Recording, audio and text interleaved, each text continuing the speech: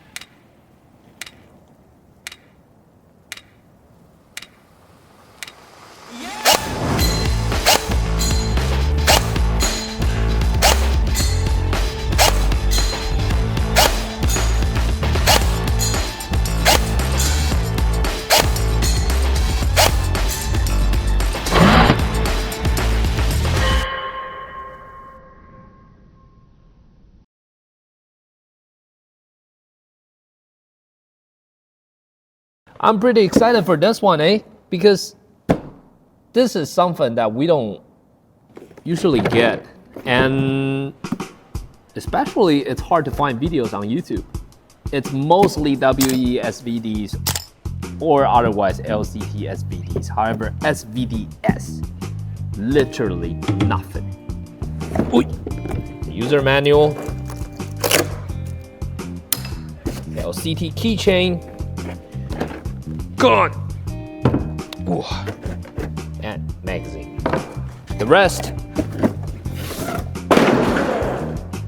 right, here comes the user manual. Since this is something I don't usually use, or something I don't use to play with, I think I better read the user manual.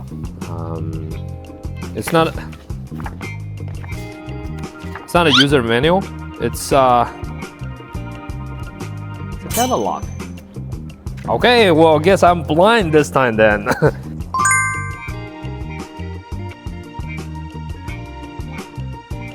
Well, for this case, if I broke something, then I know what parts to get. And special thing about LCT is that, yes, all their crap are made out of steel.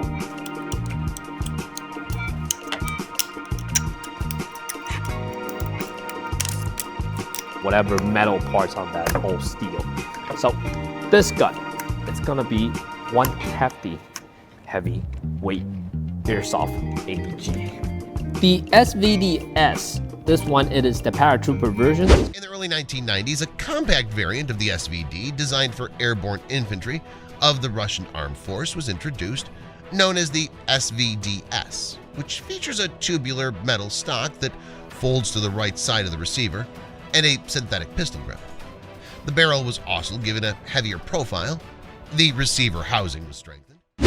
In this case, the gun is going to be slightly shorter than the SVD, and it's also got a folding stock. And in order to fold the stock, there are a few things that you need to pay attention to. First, you want to make sure that the gun is unsafe in order to have this thing folded successfully. Also, for the cheek rest, you don't want it this way. Otherwise, if you press on the bottom and fold it, it's not gonna close. You have to turn it to the side and fold it. And a lot of people don't really know how AK works. They have that Russian logic going on, in which actually it's pretty smart. Instead of pressing the button here, that you can just move this cheek rest. Once you move it, you can fold it just like that. Pretty neat little gun. However, I really have to say this part where the stock joint is, yeah, it is extremely uncomfortable, and you better get some gloves, otherwise you're gonna cut yourself on the sharp edges here. And this gun, it comes with a mid-cap magazine, which holds roughly around like probably 50 rounds, something like that. Clipping it into the gun, it's slightly tricky that you have to get it to the right angle, and once it clicks into place, it's pretty nice. The iron sight, since it is extremely low, that in order to aim with the iron sight, You have to fold it down.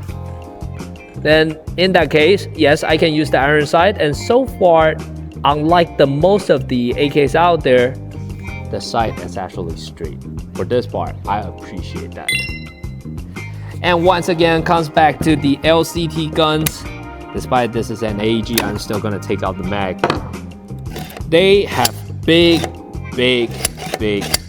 AEG bolts. This one is very large. Once you release it,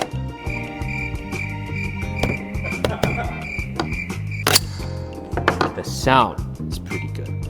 You probably need a little bit of that lubricant right here. If you want to take the top dust cover off, just press this down and lift it up. This one is good to go. And this is the part where it appears to be, yeah, you need some lubricant on that. If you have a lot of gaps or things like that, I will highly recommend that you go with our Quantum Speed. Quantum Speed, it is very thin and it is very efficient, especially when it comes to ball bearings or thin gaps. One drop here, one drop here. Okay, and 1, 2, 3, 4, 5, 6, 7, 8, 9, 10. Let's see if it works.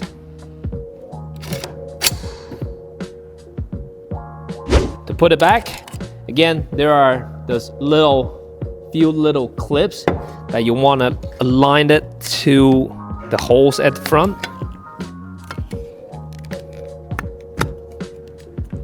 Tap it, lock it, and you're good to go. One thing I like a lot with this gun is it literally had no wobble. The only thing that wobbles a little bit, it might be the sling hook. That's the only thing that kind of wobbles a little bit, but the rest of the gun, nothing. It doesn't move, which I like that a lot. One of the key technology that LCT have is, in fact, stamped steel. A lot of the steel parts made of stamped technique, it's extremely hard to put them together because it is very hard to get those parts accurate.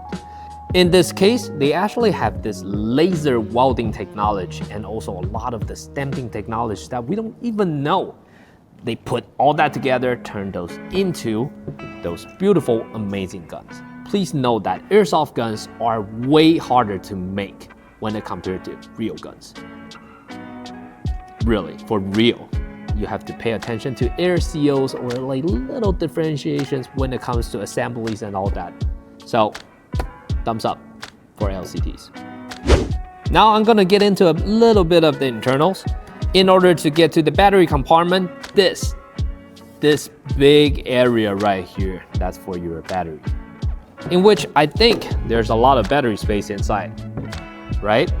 In order to take it apart, here, there's this little bottom that you want to press on it and then pull it. But please, a lot of the parts are made of stamped steel, so sometimes it might be a little sharp. You gotta be careful, don't cut yourself, okay? Once you got this pin pulled out, you kind of wanna rack it a little bit and make sure that this thing is not all the way to the front. You wanna make sure it's laying down like this. Then wiggle it a little bit. Oh God, this gun is so tight. That reveals, oh, finally, a ding plug. And here comes, this one is usually used for AKs. And since it's got this big chunk of bolt here, it's not gonna be able to fit in this battery here. So instead, I'm gonna move it to the front. So far, it seems like,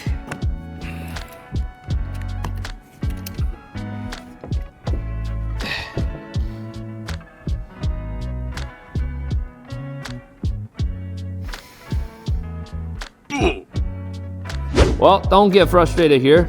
I got little tricks that I can teach you. LCT did a very good job in terms of replicating the gas adjustment tube here that you can actually, there's this button that you can press on it and you can spin this thing and it literally just does nothing. This one is just purely for the look.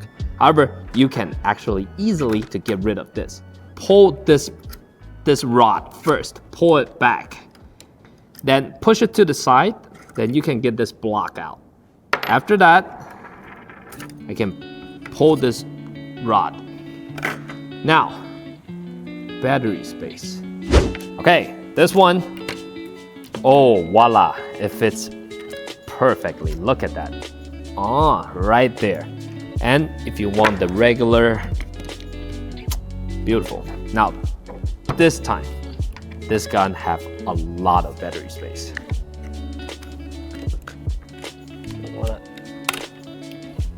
Lock it.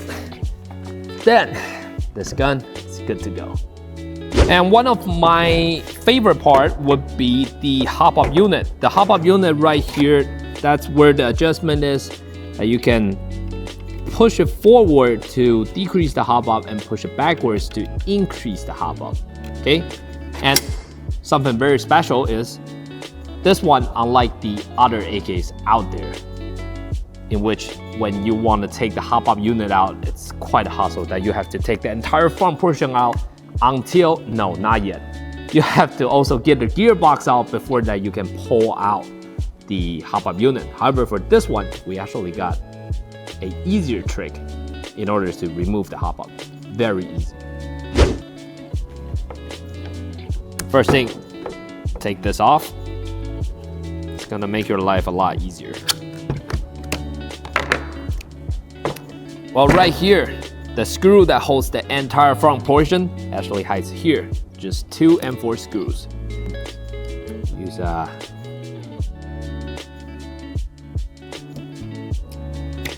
just in case. Oh, here you go. Ooh, that's actually, oh my god, that is so long. Whoa. All right, got it. Now, how do you take it out? You want to remove the dust cover.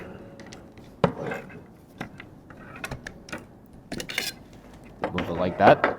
Rack the charging handle all the way to the rear. Hold on to the barrel and turn it to the angle. And there you go. This magical angle allows you to remove the hop-up just like that. Push it forward to decrease the hop-up and push it backwards to increase the hop-up. Well, right here, something to pay attention to is the gearbox.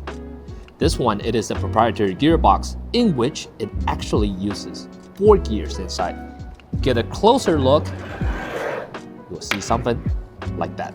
It's got 4 different gears inside. And this one, instead of a 19 teeth, it's actually a 16 teeth. However, for the piston, it is a 19 teeth. So if you got a chance to swap out this gear to a 19 teeth, this piston goes all the way here instead of here.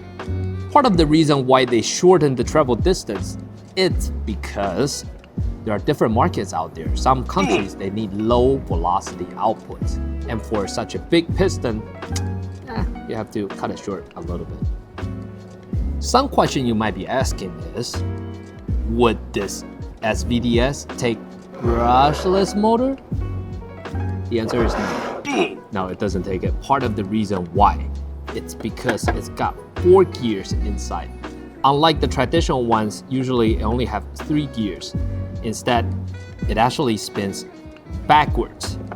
So this is the reason why a brushless motor wouldn't work on this system. It's because it's pre-programmed not to spin the other way. It can only spin, let's say, perhaps clockwise.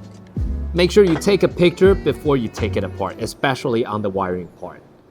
So that's also something to pay attention with, is when you plug in the wire, you must be careful because this one, you actually plug it upside down. And also right here that we have this quick change spring guide that you can just loosen it, then you can quick swap out your spring, just like that. Now I'm gonna talk about the hop-up. The hop-up unit right here. This gun, it's a SVD, it's got an extremely long inner barrel, which I'm not a very huge fan of. However, there's something I liked a lot on this hop-up unit, it's actually this. Not just it's had that clicky sound, but at the same time,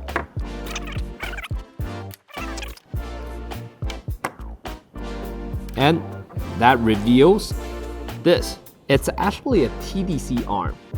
And once you look closely, that you will see there's this rail space around this area. for the TDC nub. And you can choose whatever type of nub that you desire to put onto. In this case, the stock one only has like a regular AEG nub, the little black one that goes inside. And yeah, it just goes straight up and down, and there's not too much wobble on that, in which I like that a lot.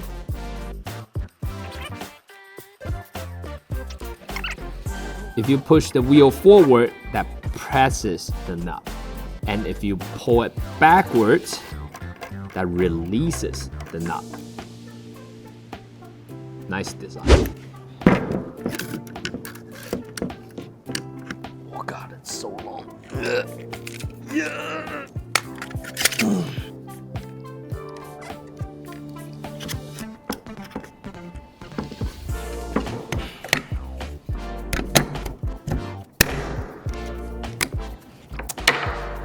Okay.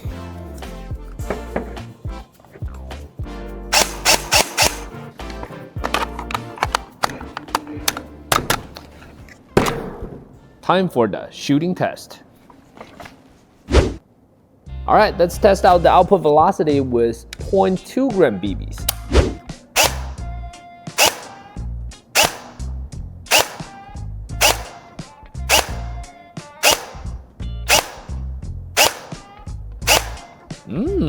Pretty stable. Let's take a look.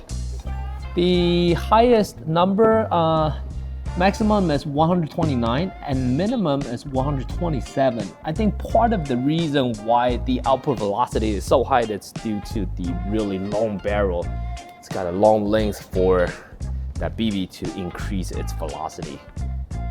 However, in that case, I think this gun so far it looked pretty stable. The average is 127.9, slightly hot for CQB fields, but you wouldn't take this to a CQB, don't you? All right, based on the test that we did so far, this gun is not a heavyweight lifter. Currently, it can only lift up to 0.36 gram BBs. And anything above that is just gonna drop. So in this case, I think I'm gonna use 0.32 gram for this gun to test out the range. Okay, now for the range and accuracy test. Now I got the magazine loaded with 0.32 gram BBs, but sadly we don't have this kind of rail that goes for the SVD or SVDS. So this time, I'm just gonna use the good old iron sight. Yeah, aka this one. Caught that. Anyways, all right, let's test it out. 20 meters, the poppers.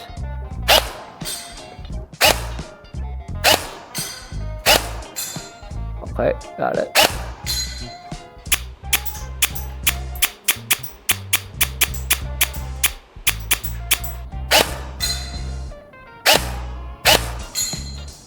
Man, iron sight is hard, eh?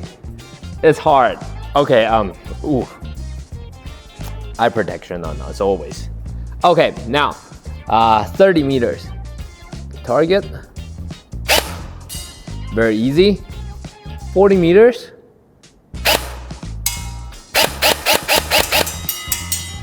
Okay, that's 40. And let's try 50.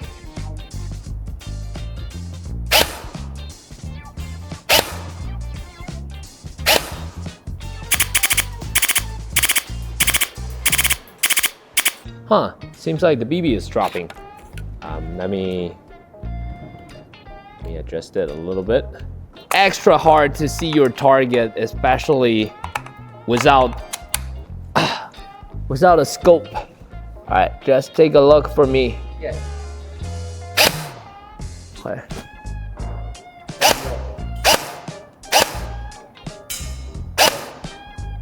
What?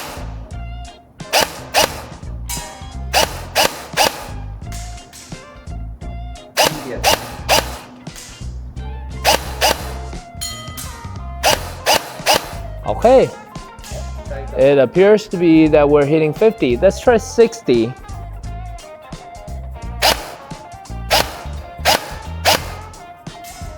Oh, wow, that's a hit. Whoa. Oh.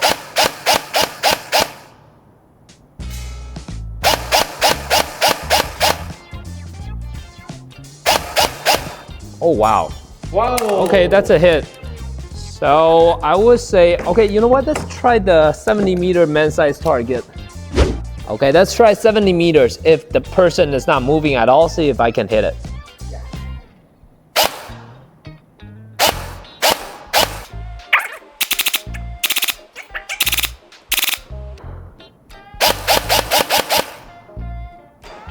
Oh.